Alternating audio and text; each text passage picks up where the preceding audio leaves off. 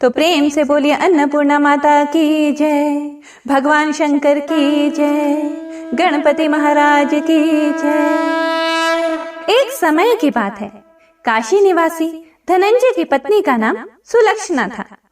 उसे अन्य सब सुख प्राप्त थे, केवल निर्धनता ही उसके दुख का कारण थी। यह दुख उसे हर समय सताता रहता था। एक दिन सुलक्षणा अपने पति से बोली, स्वामी आप कुछ उद्यम करो, अर्थात कुछ काम धंधा रोजगार व्यापार कुछ कीजिए, तभी कुछ काम चलेगा। इस प्रकार कब तक हम ऐसे ही रहेंगे। सुलक्षणा की बात धनंजय के मन में बैठ गई और वह उसी दिन विश्वनाथ शंकर जी को प्रसन्न करने के लिए बैठ गया और कहने लगा, हे देवाधिदेव विश्वेश्वर, मुझे पूजा पाठ कुछ आता नहीं है, केवल तुम्हारे भरोसे बैठा हूं। इतनी विनती करके वह 2-3 दिन भूखा प्यासा बैठा रहा। यह देखकर भगवान शंकर ने उसके कान में अन्नपूर्णा अन्नपूर्णा अन्नपूर्णा इस प्रकार 3 बार कहा। यह शब्द सुनते ही धनंजय सोचने लगा, यह कौन था और क्या कह गया। इसी सोच में धनंजय पड़ गया और मंदिर से आते ब्राह्मणों को देखकर पूछने लगा, पंडित जी अन्नपूर्णा कौन है। ब्राह्मणों ने सोचा इसने 2-3 दिन से कुछ खाया नहीं है, तो ब्राह्मणों ने कहा, तू अन्न छोड़ बैठा है, सो तुझे अन्न की ही बात सूझती है, जा घर जाकर अन्न ग्रहण कर। धनंजय घर गया, अपनी पत्नी से सारी बात कही।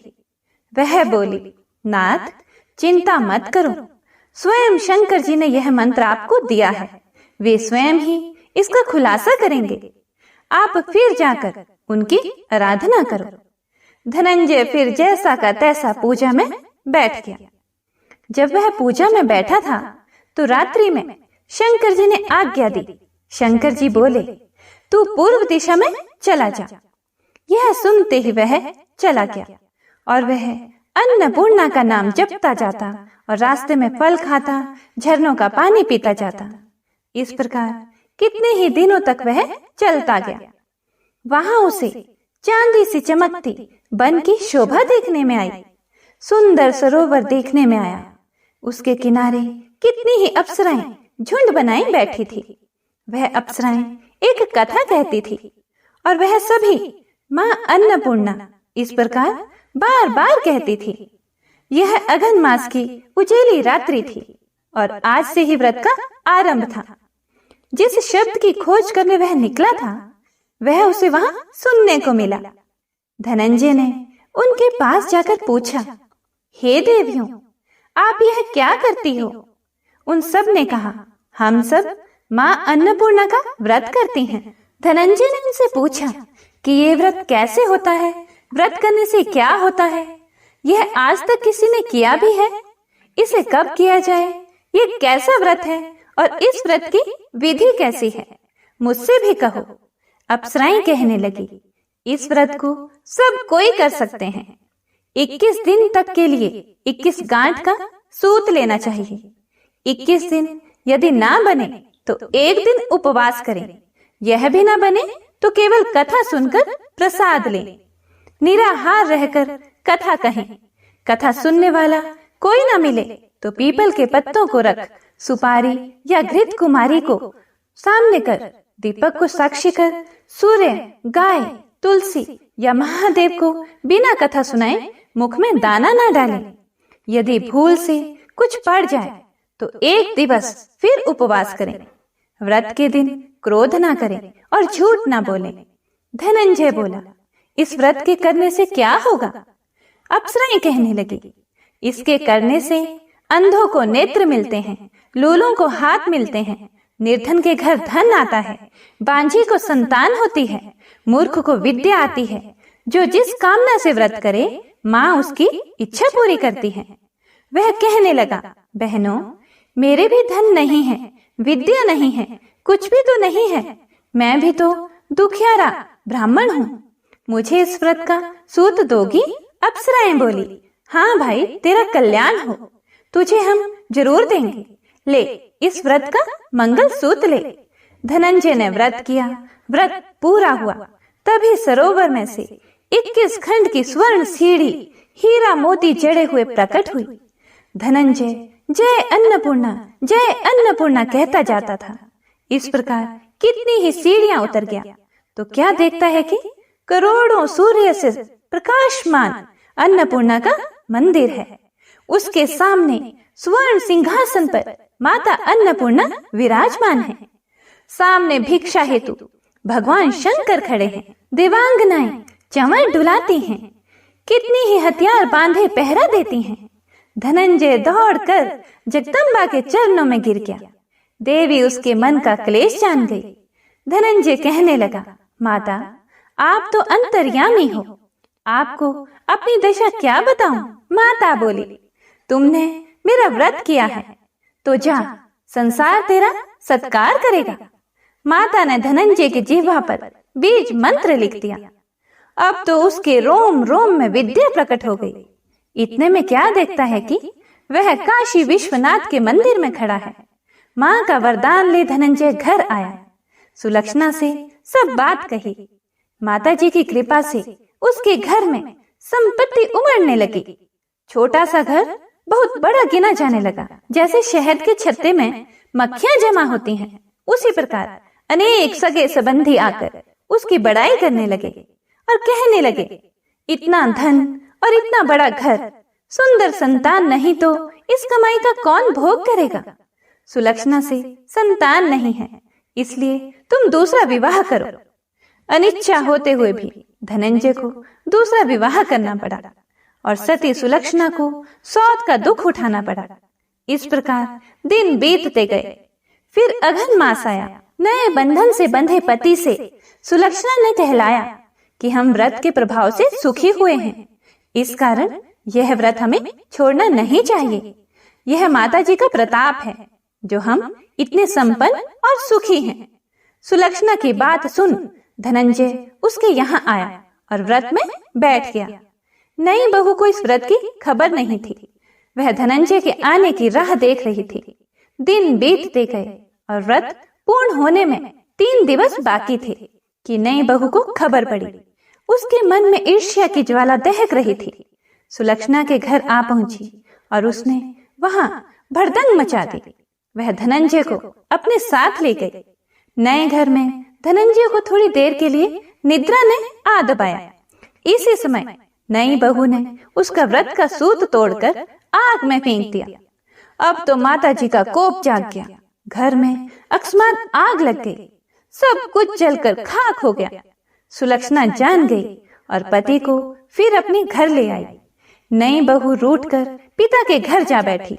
पति को परमेश्वर मानने वाली सुलक्षणा बोली, नाथ घबराना नहीं, माताजी की कृपा अलौकिक है। पुत्र कुपुत्र हो जाता है पर माता कुमाता नहीं होती। अब आप श्रद्धा और भक्ति से आराधना शुरू करो, वे जरूर हमारा कल्याण करेंगी। धनंजय फिर माता के पीछे पड़ गया। फिर वही सरोवर सीढ़ी प्रकट हुई। उसमें माँ अन्नपूर्णा कहकर वह उतर गया। वहां जा माताजी के चरणों में रुदन करने लगा। माता प्रसन्न हो बोली, यह मेरी स्वर्ण की मूर्ति ले, उसकी पूजा करना, तू फिर सुखी हो जाएगा। जा, तुझे मेरा आशीर्वाद है। तेरी स्त्री सुलक्षणा ने श्रद्धा से मेरा व्रत किया है, उसे मैंने पुत्र दिया है।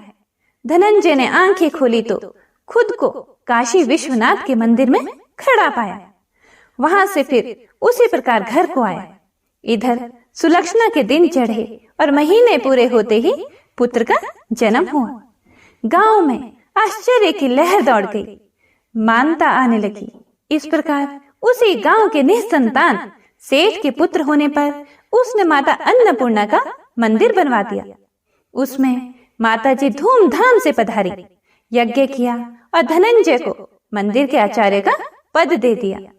जीविका के लिए मंदिर की दक्षिणा और रहने के लिए बड़ा सुंदर सा भवन दिया। धनंजय स्त्री पुत्र सहित वहां रहने लगा।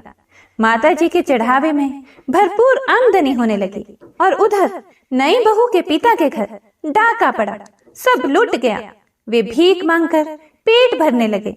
जब सुलक्षणा ने यह सुना तो उन्हें बुलावा भेजा, अलग घर में रख लिया और उनके अन्न वस्त्र का प्रबंध कर दिया। धनंजय, सुलक्षणा और उसका पुत्र माता जी की कृपा से आनंद से रहने लगे। माता जी ने जैसे इनके भंडार भरे, वैसे सबके भंडार भरे। कथा को सुनने वाले, कथा को सुनाने वाले और हुंकारा भरने वाले सभी के भंडार भरना। कथा अधूरी हो तो पूरी करना, पूरी हो तो मान करना। प्रेम से बोलिए अन्नपूर्णा माता की जय। आइए अब पूरे भक्ति भाव से श्रवण करते हैं संपूर्ण वैभव लक्ष्मी व्रत कथा का। एक बहुत बड़ा नगर था जिसकी जनसंख्या बहुत ज्यादा थी। दूर दूर के लोग इस नगर में काम धंधे, नौकरी, रोजगार की तलाश में यहाँ आते थे और जब रोजगार मिल जाता था तो यहीं पर जम जाते थे, यहीं रहने लग जाते थे। ये लोग अपने काम धंधों में ऐसे व्यस्त रहते कि अपने अतिरिक्त किसी की भी परवाह नहीं करते थे। लोभ, स्वार्थ ने घर के सदस्यों से भी प्रेम व्यवहार कम कर दिया था। ममता, प्यार, दया, सहानुभूति, परोपकार जैसे संस्कार बहुत कम हो गए थे। पूजा पाठ दिखावे व अपने स्वार्थ पूर्ति के लिए ही लोग करते थे। श्रद्धा पूर्वक भक्ति भाव से प्रभु भजन एवं कीर्तन नाम मात्र के लिए ही करते थे। हेरा फेरी, बेईमानी, शराब, जुआ, व्यभिचारी आदि धर्म विरुद्ध कार्यों को ही लोग जीवन का सुख मानते थे। उच्च विचार की शिक्षा पुरानी पड़ गई थी। अब तो अधिकतर लोग किसी भी प्रकार से धन कमाकर ऐश करो पर विश्वास करते थे। इसी नगर में शीला अपने पति के साथ रहती थी। शीला के पति का अपना एक छोटा सा कारोबार था। वह बहुत विवेकी और सुशील था। ईमानदारी से वह अपना कारोबार करता था, जिससे उसका कारोबार ठीक ठाक चल रहा था और आराम से उनका जीवन व्यतीत हो रहा था। शीला धार्मिक प्रवृत्ति की, संतोषी स्वभाव की स्त्री थी। वह कभी भी किसी की बुराई नहीं करती थी। यथासंभव दूसरों की सहायता को हमेशा तत्पर रहती थी। घर के कार्यों से बचे समय का सदुपयोग वह प्रभु भजन व कीर्तन करने अथवा धार्मिक या ज्ञानवर्धक पुस्तकें पढ़ने में बिताती थी। वास्तव में उनकी गृहस्थी एक आदर्श गृहस्थी थी। आसपास के अधिकांश लोग उस परिवार की बहुत ही सराहना करते थे, किंतु कुछ लोग जिन्हें दूसरों की खुशी देखकर जलन होती है, उन्हें सुख संतोष पूर्वक जीवन यापन करते देख मन ही मन जलते थे। वे इस प्रयास में रहते थे कि किसी भी प्रकार शीला के पति को गलत रास्ते पर चलाकर उसकी धन संपत्ति से, उसकी दौलत से खुद ऐश करें। शीला का गृहस्थ जीवन इसी प्रकार हंसी खुशी चल रहा था। पर कहावत है ना, सब दिन होत न एक समान। मनुष्य के जीवन में सुख दुख, लाभ हानि लगे रहते हैं। शीला के पति को भी अपने कारोबार में काफी घाटा उठाना पड़ा। ऐसा लग रहा था कि जैसे मानो कुछ भाग्य ही उसका रूठ गया हो। वह अपने कारोबार में हुए घाटे का जल्द से जल्द लाभ में बदलने के चक्कर में गलत लोगों से मित्रता कर बैठा। ये झूठे मित्र उसे जल्द ही करोड़पति बनने का सपना दिखाने लगे और उसे जुआ, घुड़दौड़, शराब आदि के कुचक्कर में डाल दिया। भला आज तक जुए, शराब आदि कुटैबों से कौन धनवान हुआ है जो वह धनवान हो पाता? शीला का पति करोड़पति तो बना नहीं, खाकपति जरूर बन गया। वह रोडपति बन गया, यानी रास्ते पर भटकते भिखारी जैसी उसकी स्थिति हो गई थी। जल्द से जल्द अमीर बनने के लालच में वह घर में थोड़ी बहुत बची धन संपत्ति, गहने जेवर आदि सभी गंवा बैठा। एक समय ऐसा था कि पति पत्नी सुखपूर्वक जीवन व्यतीत कर रहे थे। कुछ ही दिनों में ऐसा समय आ गया कि उनको 2 समय के भोजन के भी लाले पड़ गए। घर में दरिद्रता, भूखमरी का माहौल हो गया। इससे शीला का पति और भी ज्यादा चिड़चिड़ा हो गया। वह बात विवाद पर अपनी पत्नी शीला के साथ गाली गलौज और मारपीट करने लगा। शीला एक सुशील और संस्कारी स्त्री थी। वह पति को अपना सब कुछ समझती थी। पति के ऐसे व्यवहार से वह दुखी तो बहुत थी, लेकिन भगवान पर भरोसा रखकर वह यह सब दुख सहने लगी।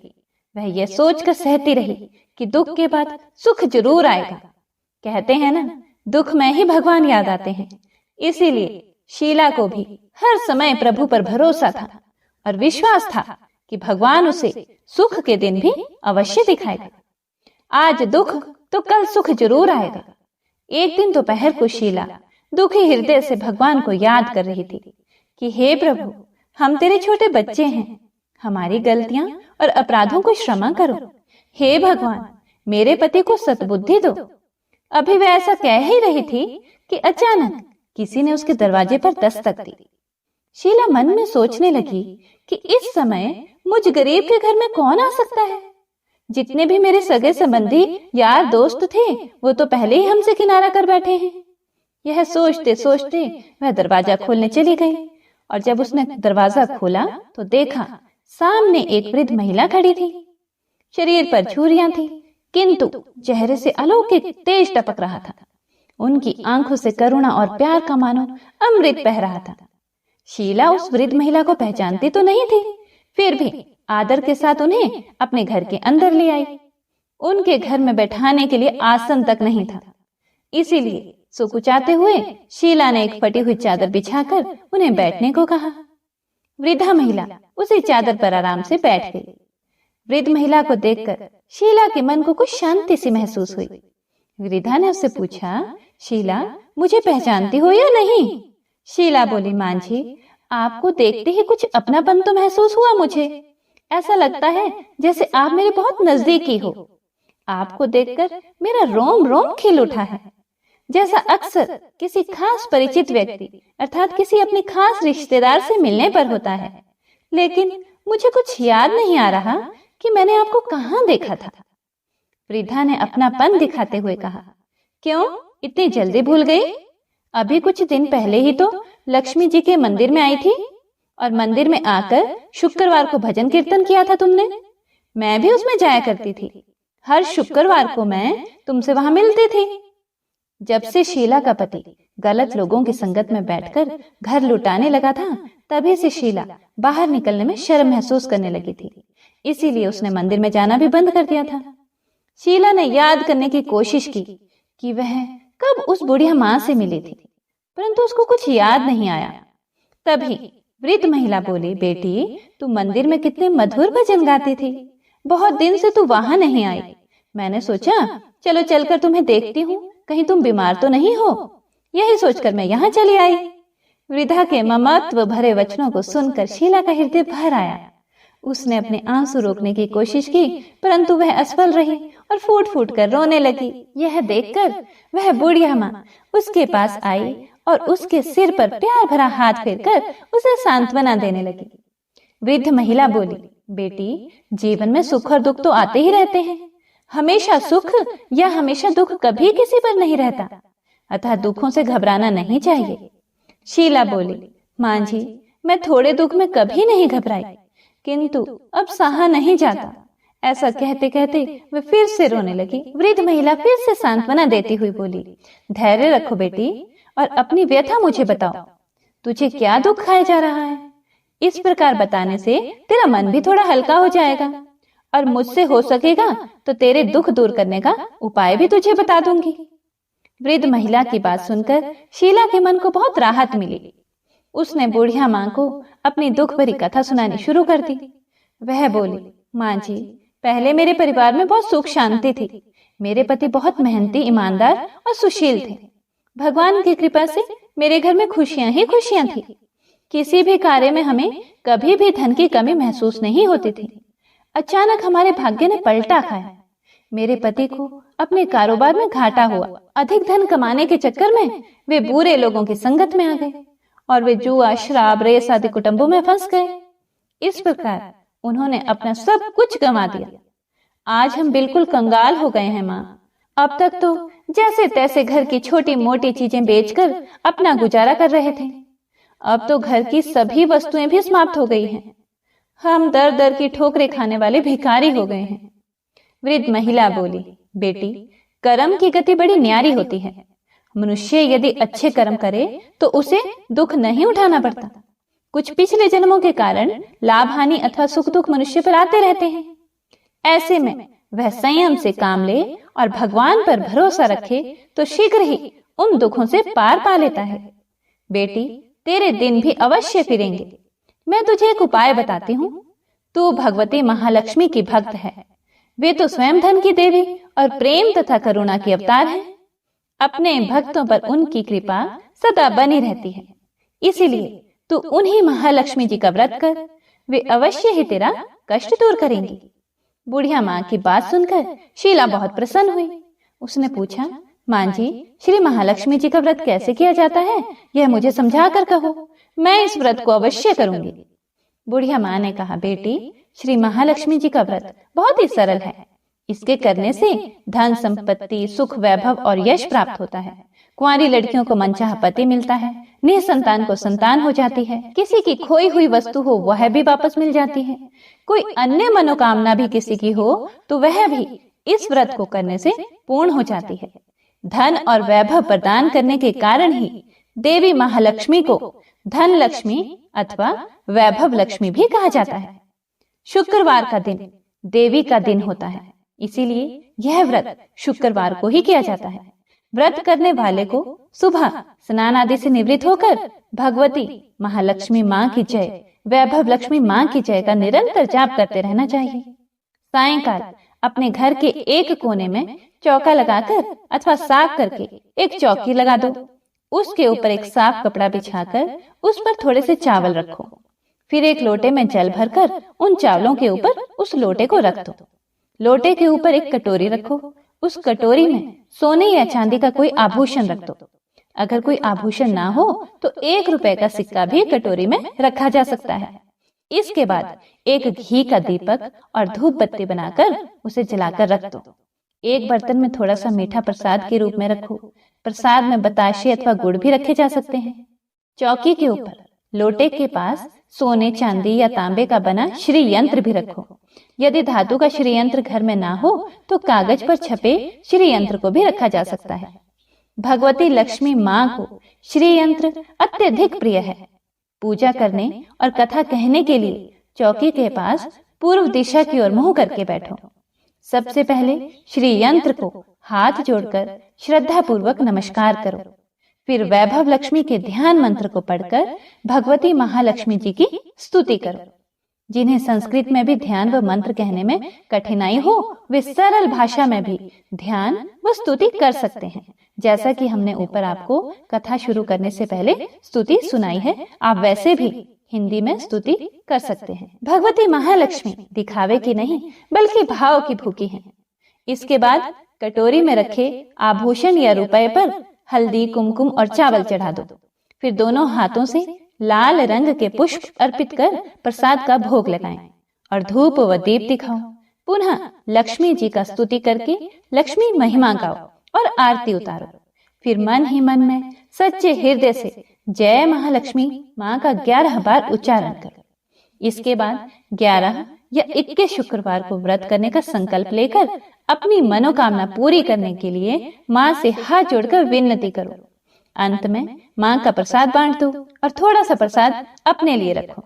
बाद में कटोरी में रखा हुआ आभूषण, रुपया और श्री यंत्र उठाकर रख दो। लोटे का पानी तुलसी के पौधे पर चढ़ा दो। इस दिन पूरे दिन उपवास रखकर सायंकाल प्रसाद खाना चाहिए। यदि इतनी शक्ति ना हो तो एक बार शाम को प्रसाद खाकर सादा वैष्णव भोजन कर सकते हैं। इस प्रकार इस व्रत को शास्त्रीय विधि के अनुसार करने से उसका फल अवश्य प्राप्त होता है। इस व्रत के प्रभाव से मनुष्य की सब विपत्तियां दूर होकर धन, वैभव, लक्ष्मी की प्राप्ति होती है। कुंवारी कन्याओं को मन भावन पति मिलता है। सौभाग्यवती स्त्रियों को सौभाग्य अखंड रहता है।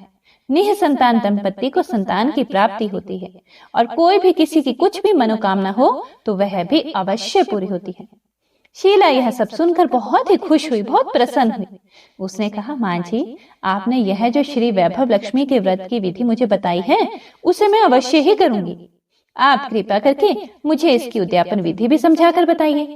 वृद्ध महिला ने कहा, बेटी, इस व्रत की उद्यापन करने की विधि भी बहुत ही आसान है, बहुत सरल है। ध्यान से सुनो। 11 या 21 जितने शुक्रवार को व्रत करने का आपने संकल्प किया हो उतने व्रत पूर्ण श्रद्धा और भावना पूर्वक पूरे होने पर अंतिम शुक्रवार को उद्यापन किया जाता है। इस दिन पूजा विधि हर शुक्रवार को की गई पूजा विधि की तरह ही की जाती है। इस दिन प्रसाद के लिए नारियल गिरी और खीर का प्रसाद वितरित किया जाता है। प्रसाद के साथ कम से कम 7 कुंवारी या सौभाग्यवती स्त्रियों को कुमकुम का तिलक लगाकर श्री वैभव लक्ष्मी व्रत कथा की एक पुस्तक भेंट दी जाती है। अंत में फिर भगवती श्री महालक्ष्मी के विभिन्न स्वरूपों को श्रद्धा पूर्वक हाथ जोड़कर नमस्कार करो। और मन ही मन माँ से प्रार्थना करो कि हे महालक्ष्मी माँ, हे धन लक्ष्मी माँ, हे वैभव लक्ष्मी माँ, मैंने सच्चे मन से आपका व्रत पूर्ण किया है। फिर भी मुझसे कोई गलती या अपराध हुआ हो उसे क्षमा करना, और हमारी अर्थात जो भी आपकी मनोकामना हो उसे कहें कि हे माँ, हमारी मनोकामना को पूर्ण करना, हमारा सबका कल्याण करना, हमारी विपत्तियों को दूर करके हमें धन वैभव प्रदान करना। हे देवी माँ, आपकी महिमा अपरंपार है। बुढ़िया माँ से श्री वैभव लक्ष्मी के व्रत की शास्त्रीय विधि सुनकर शीला का मन मयूर जैसे नाच उठा। उसे लगा मानो उसे मन मांगी मुराद मिल गई हो। उसने तत्काल ही अपनी आंखें बंद करके मन ही मन संकल्प लिया कि हे वैभव लक्ष्मी माँ, मैं आपका 21 शुक्रवार तक बुढ़िया माँ द्वारा बताई गई शास्त्रीय विधि के अनुसार व्रत और उद्यापन करूंगी।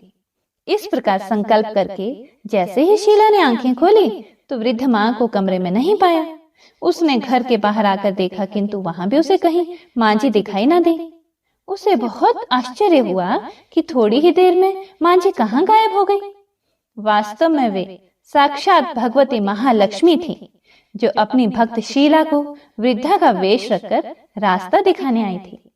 अगले ही दिन शुक्रवार था। शीला सुबह नहा धोकर मन ही मन जय महालक्ष्मी माँ, जय वैभव लक्ष्मी माँ का जाप करने लगी। सायंकाल वह वैभव लक्ष्मी माँ की पूजा करने बैठी। घर में कोई आभूषण तो था नहीं। आभूषण के नाम पर उसकी नाक की एकमात्र लौंग बाकी बची थी। उसने वही निकालकर धोकर कटोरी में रखी। घर में थोड़ी शक्कर रखी थी, उसका प्रसाद बनाया और फिर बुढ़िया माँ के द्वारा बताई गई विधि के द्वारा वैभव लक्ष्मी माता का पूजन किया। पूजन के पश्चात उसने प्रसाद अपने पति तथा अन्य लोगों को वितरित किया। अंत में स्वयं ग्रहण किया। श्री वैभव लक्ष्मी माँ का प्रसाद खाते ही शीला के पति के स्वभाव में परिवर्तन आने लगा। उसके पति का चिड़चिड़ापन भी कम होने लगा और उसका मन कुटैबों से दूर होकर कारोबार जो पहले बिल्कुल ठप हो गया था फिर से जमने लगा। 21वें शुक्रवार को शीला ने बुढ़िया माँ द्वारा बताई शास्त्रीय विधि के अनुसार उद्यापन किया और 11 स्त्रियों को श्री वैभव लक्ष्मी व्रत की पुस्तकें भेंट में दी। फिर भगवती महालक्ष्मी के वैभव लक्ष्मी स्वरूप को मन ही मन प्रणाम कर प्रार्थना की कि हे वैभव लक्ष्मी माँ, मैंने आपके व्रत की जो मनौती मानी थी वह आज पूर्ण हुई है। हे माँ, हमारे संकटों को दूर कर हमारा कल्याण करो। जाने अनजाने में यदि कोई हमसे अपराध हुआ हो उसे क्षमा करना माँ। हमें धन संपत्ति और वैभव प्रदान करना, हमें सद्बुद्धि देना। हे माँ, आपकी महिमा अपरंपार है, आपकी सदा जय हो। इस प्रकार व्रत संपूर्ण होने के बाद कुछ ही दिनों में शीला के पति के कारोबार में अच्छा लाभ होने लगा। उसने शीला को उसके जेवर वापस दिला दिए और घर में पहली जैसी सुख शांति आ गई। श्री वैभव लक्ष्मी माँ के प्रताप को देखकर अन्य बहुत सी औरतों ने भी उनका विधि पूर्वक व्रत किया और मन भावन फल प्राप्त किया। हे महालक्ष्मी माँ, हे वैभव लक्ष्मी माँ, जैसे आपने शीला पर कृपा की ऐसे ही अपने अन्य भक्तों पर भी कृपा करना। हे माँ, कथा को सुनने वाले, सुनाने वाले और हुंकारा भरने वाले सभी पर अपनी कृपा बनाए रखना। बोलो श्री वैभव लक्ष्मी माता की जय। हे प्रिय भक्तों, तो आज की पुण्यमयी कथाएं यहीं पर समाप्त होती है। उम्मीद है आप सभी भक्तों को पसंद आई होगी। पसंद आई हो तो लाइक करके कमेंट बॉक्स में जयकारा जरूर लगाइएगा और कथा को ज्यादा से ज्यादा शेयर कीजिएगा। और हाँ, हमारे चैनल पर आज प्रदोष व्रत की कथा पोस्ट कर दी गई है, तो आप सभी भक्तजन एक बार कथा को जरूर सुनिएगा और भोलेनाथ और माता पार्वती का आशीर्वाद प्राप्त कीजिएगा। तो सभी भक्तजन एक बार प्रेम से बोलिए, अन्नपूर्णा माता की जय, वैभव लक्ष्मी माता की जय।